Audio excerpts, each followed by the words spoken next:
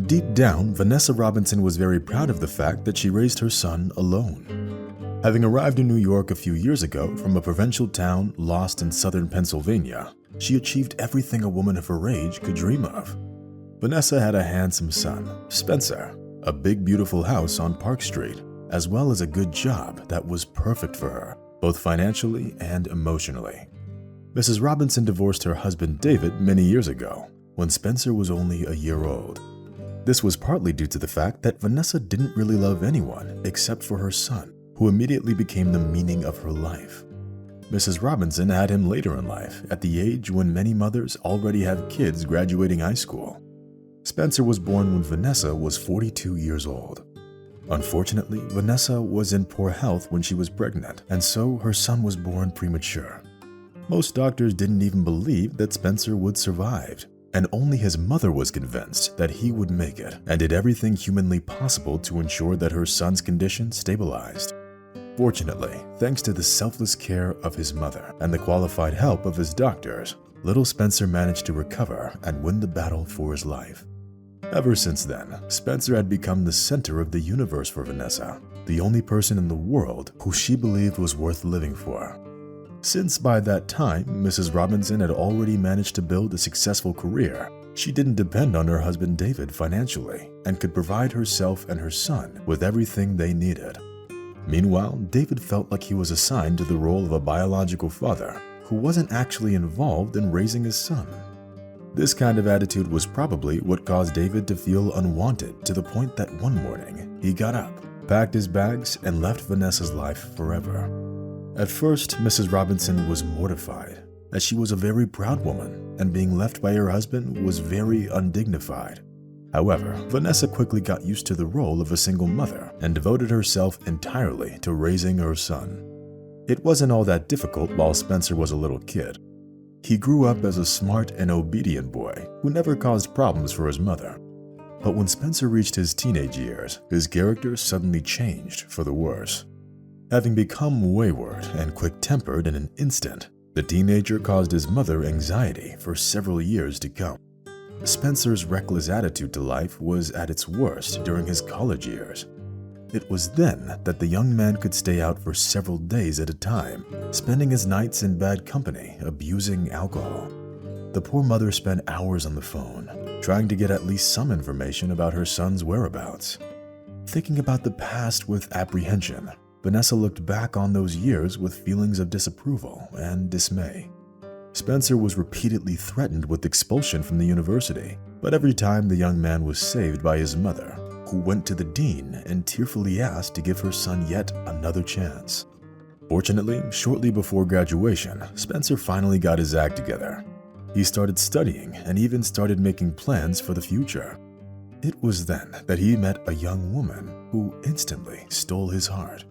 Despite the fact that Vanessa Robinson had never seen her son's girlfriend, she was 100% sure that Spencer had chosen a woman from a wealthy family. Meanwhile, for some reason unknown to his mother, Spencer wasn't in a hurry to introduce her to his girlfriend. "When will I get to meet your girlfriend, son?" asked Mrs. Robinson again. "Don't worry, Mom. It'll happen, only a little later," Spencer answered. Vanessa made an annoyed face and sighed sadly in response. Mrs. Robinson was frustrated because, being a loving mother, she was eager to finally get to meet the woman who stole her son's heart. But instead, she kept getting all kinds of somewhat plausible excuses from her son as to why it couldn't happen. Then, one day, Spencer finally brought his fiancée over to his mother's house. Vanessa Robinson prepared for this important event in advance. She wanted to show her future daughter-in-law her house in the best light. However, when the door opened and Vanessa saw Spencer's fiancée for the first time, she couldn't help but feel disappointed. The fact was that Spencer's fiancée clearly didn't fit the image that Vanessa's wild imagination had come up with. As it turned out a little later, the woman's name was Judy Morgan, and she worked as a nurse in a private clinic. Vanessa only had a quick glance at the woman before realizing that her son's fiancée grew up in a poor family. Judy was wearing a simple flowered dress bought on sale and a cheap fox leather sandals. How could he have chosen someone like that? Although she does have a pretty face, Mrs. Robinson thought to herself. Judy Morgan turned out to be a very modest young woman who listened attentively to the conversation at the table and never interrupted anyone. Sure, Judy immediately felt a chill emanating from the lady of the house, but she chose to ignore it so as to not ruin their potential relationship. Vanessa Robinson also didn't want to be rude, and thus, she tried to hide her disappointment under the guise of pretend cordiality. The rest of the evening didn't go well and left an unpleasant aftertaste for the attendees. It wasn't until Judy had gone home that Vanessa decided to ask her son the hard question. "Spencer, why do you want to get married to that poor woman? Sure, I get that you might be attracted to her, but I wouldn't recommend starting a family with that nurse. What are her prospects? Is she going to be the queen of droppers and injections until the end of her days?" Vanessa asked. After his mother's words, Spencer's face changed, and Vanessa immediately realized that she said too much. "Mom, I love Judy very much, and I intend to marry her." The man answered in a tone that brooked no objections. Mrs. Robinson hasn't seen so much enthusiasm in her son's eyes in such a long time, especially when it came to marriage. Vanessa knew her son too well to doubt his intentions to get married. Nevertheless, the woman wasn't going to give up so easily, and wanting to get to know her future daughter-in-law's story in more detail, made inquiries about her. As it turned out, Judy Morgan grew up on her father's farm in Ohio. The woman never knew her mother because she died during childbirth. There were virtually no prospects in her hometown for Judy, so she decided to move to the city of her dreams, New York. The character references from the woman's workplace turned out to be quite flattering and even pleased Vanessa Robinson, who appreciated her diligence and dedication. Only one fact from Judy's biography upset her future mother-in-law and immersed her in sad thoughts.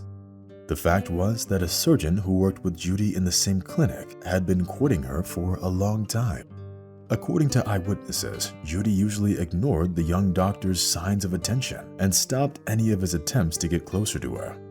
But for Vanessa Robinson, that was of little consolation.